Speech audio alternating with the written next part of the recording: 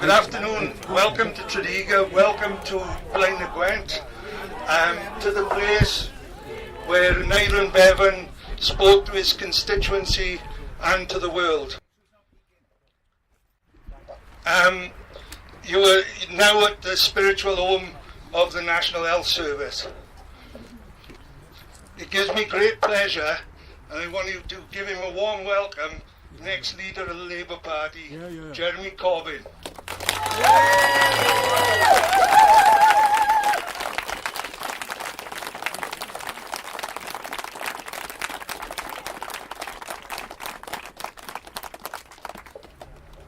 Friends, thank you very much for inviting me here today, and thank you all for coming along to this absolutely historic place.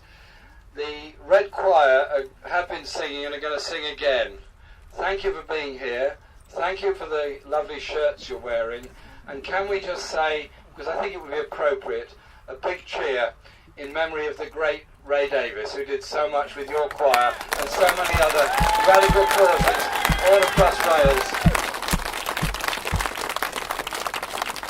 I was very sad when I couldn't go to the memorial event for Ray, and I understand it, as would be appropriate for Ray, it lasted about 5 hours. And that was the short version of it. But I first met Ray during the steel strike, then of course the miners' strike, Palestine and so many other causes. What a legend, what a great guy. Thank you very much for coming along today. We're at one level part of a campaign about the leadership of the Labour Party, and coming here today is something very special to me. This constituency was represented by Aneurin Bevan in Parliament, later by Michael Foot, later by Lou Smith and others that followed after that. Bevan came from poverty, he came from struggle, he came from hope, he came from determination, he came from optimism, and because of his determination he became a minister in the post-war Labour government, which inherited a debt-to-income ratio of 250%. It didn't pursue a policy of austerity and cuts. It said the only way to rebuild post-war Britain was to rebuild it for the people, not for the bankers. And what he achieved as Minister of Health was quite incredible in many ways, because then the Ministry of Health was much more than just health. It was also housing, and it was a lot of other issues as well. And he faced lots and lots of very tough decisions. I'll give you an example of one of them. The housing crisis was obviously huge. At one level it had to be solved by taking over, requisitioning empty buildings, which was done by local authorities all over Britain. It was done by building prefabricated houses, turning the skills of those that had been making aircraft in a few weeks into making prefabricated homes. But there was also a question of building council houses. And he was given lots of options of how to build hundreds of thousands, if not millions of homes in a short period.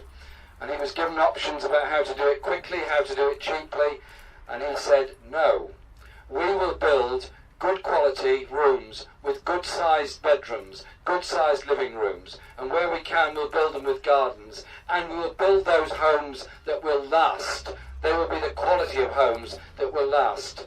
You look all over Britain now, you see council housing that was built in the 20s, 30s and 40s that's still around. You see council housing that was built in the 60s and 70s but already demolishing because of the way it was constructed and the danger to people living there. So that was the sort of man he was, that he would take that principled decision about the quality of homes that he wanted people to live in. And then he was faced with the issue of the health service. Very difficult. He was absolutely determined to introduce the National Health Service. And he made it national for a reason, because he didn't trust Conservative-controlled local authorities to deliver health care for all.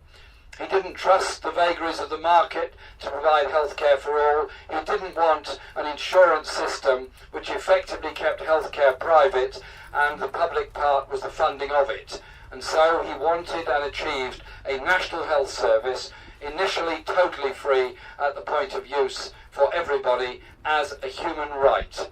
And it's still there as a health service, free at the point of use as a human right. But he faced critics, he faced problems, he faced the medical profession, and he faced most of them down in order to get the NHS through. And when you read that initial NHS Act, that leaflet that was put through the door, every single door in the whole of the UK, on the day the National Health Service started, there's something that tingles down your back about the achievements of a government, despite all the problems and all the difficulties, was prepared to take that plunge of saying no longer will healthcare be the preserve of those that can afford it. No longer will hospital care be the preserve of those that can afford it. It is there for all time for everybody. He also recognised the links between poverty and ill health, industrial pollution and ill health, water pollution and ill health, hence the connection with housing and all the other issues that he faced. But we now face an NHS in a very, very different time and a very, very different climate. Whilst the badge is there, the NHS badge is there, absolutely, and in Wales there is no internal market in the NHS, and well done the Welsh Government for ending the internal market in the National Health Service. That is a huge achievement. But in England and other parts of the UK, the internal market is absolutely there. And when I meet executives of my local hospitals and I meet managers, you get into these absurd discussions where they talk in hushed voices about what the hospital down the road is thinking of doing, what the market opportunity is for this specialty, that specialty, or the other specialty. And you think, this is a world of most unbelievable absurdity. Surely, we're all human beings, we could all get ill, we all need health care. Let's plan for those needs rather than opening it up to a market competition to see who can produce it the cheapest, at the highest quantity, at the lowest price. Surely we need health care of good quality, properly planned and available for all. There is no place in the principle of universal health care provision for all, of an internal market where the competition is between a lot of highly profit-orientated private health companies.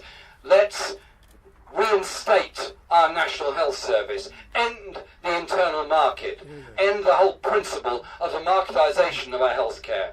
Because what the Tories are trying to do, and sadly building on some of the stuff New Labour did, is to turn our NHS into a health service of last resort.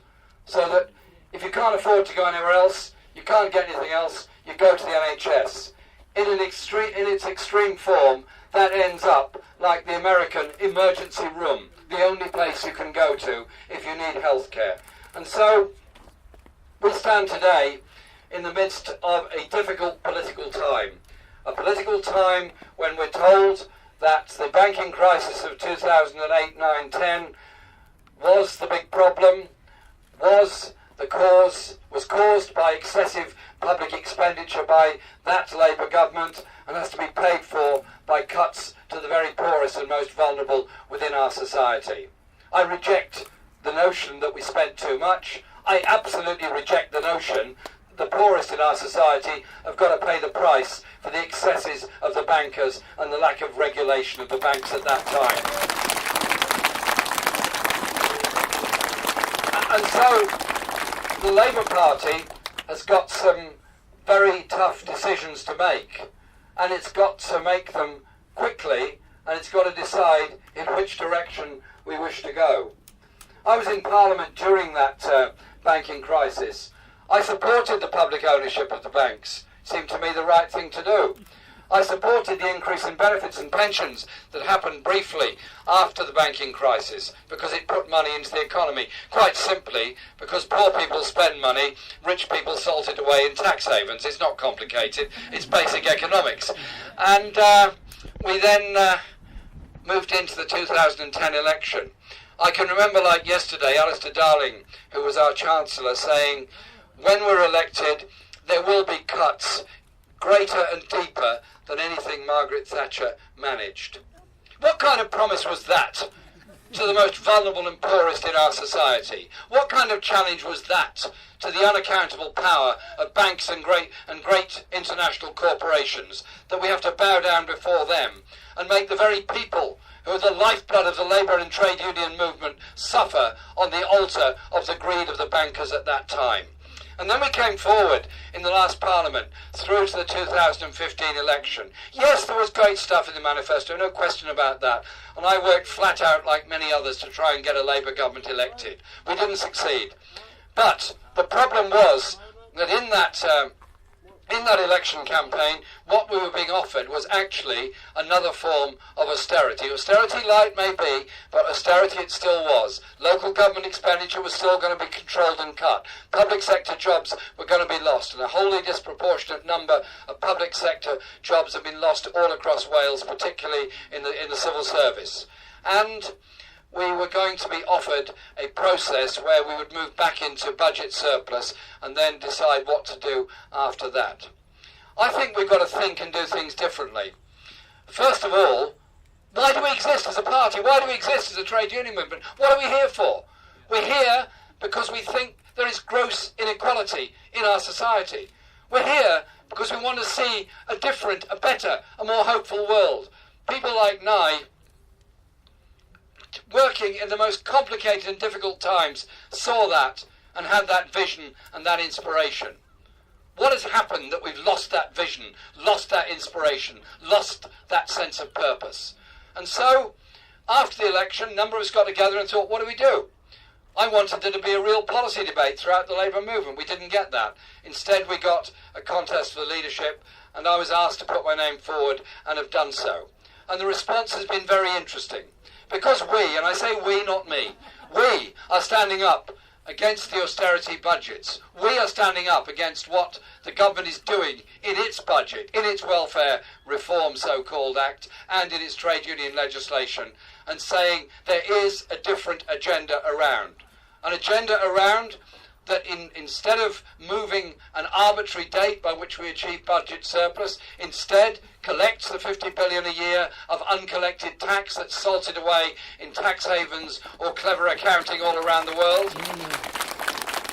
Instead, we have a national investment bank which invests in the infrastructure we need, the railways, the homes, the schools, the hospitals, and doesn't go down once again that arid road of private finance initiative, which is privatisation by another name, of schools and hospitals all over the UK. And we start investing in people, and we invest in looking to a future based on equality and opportunity, so that students in some parts of the UK don't leave university with £50,000 worth of debt. Instead, they leave with a degree, a qualification, a hope and an opportunity. All these things are actually possible, but it does mean we have to be true to our roots, true to where we've come from, and true to where we're trying to go to. True in bringing about real equality and justice, and recognising, at the end of the day, all the great achievements any of us have ever experienced or benefited from, including bad microphones, including microphones that turn themselves off, including plugs that pull themselves out. I will shout. Can we get it working again? Hello?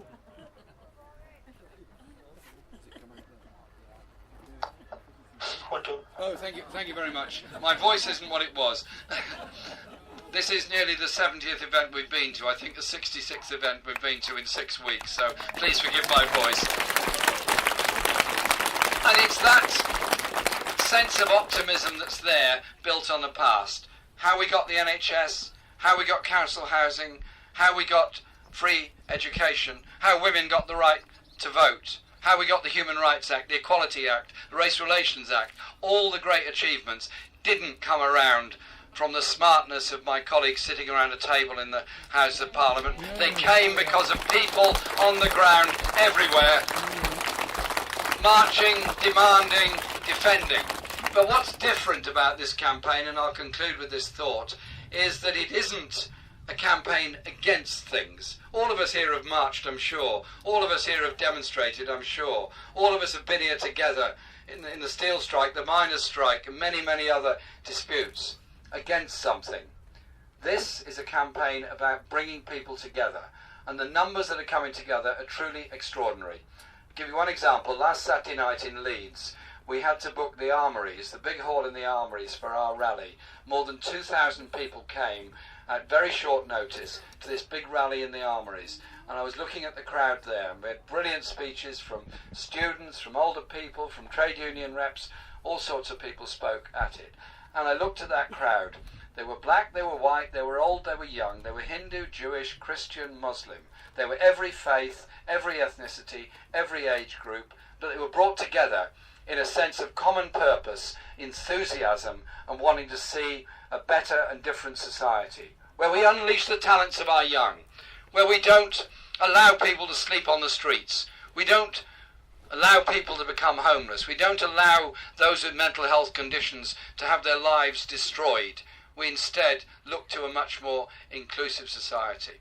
And when you bring people together, working together to achieve something, you don't end up blaming the latest minority. You don't end up using inhuman language towards refugees and asylum seekers and people who are desperate in their lives. Instead, you do something positive and humane and humanitarian. And that's what's exciting about this. I don't know what the result of this is going to be on September the 12th, and I'm making no predictions. Well, you might, but don't tell me yet. Make two quick points. A lot of people have said a lot of things that maybe one point sometime in the future when they read them again, they'll maybe think twice about what they said.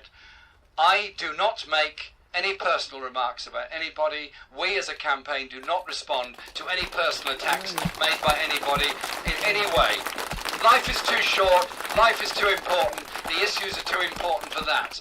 And because our campaign will not respond to any of that, it forces the debate, even in some of the most unlikely circumstances in some newspapers, instead to reckon with the politics of austerity, to reckon with the politics of the welfare reform bill, to reckon with the politics of taking away trade union rights in the trade union so-called reform bill. So it's changed politics in that way.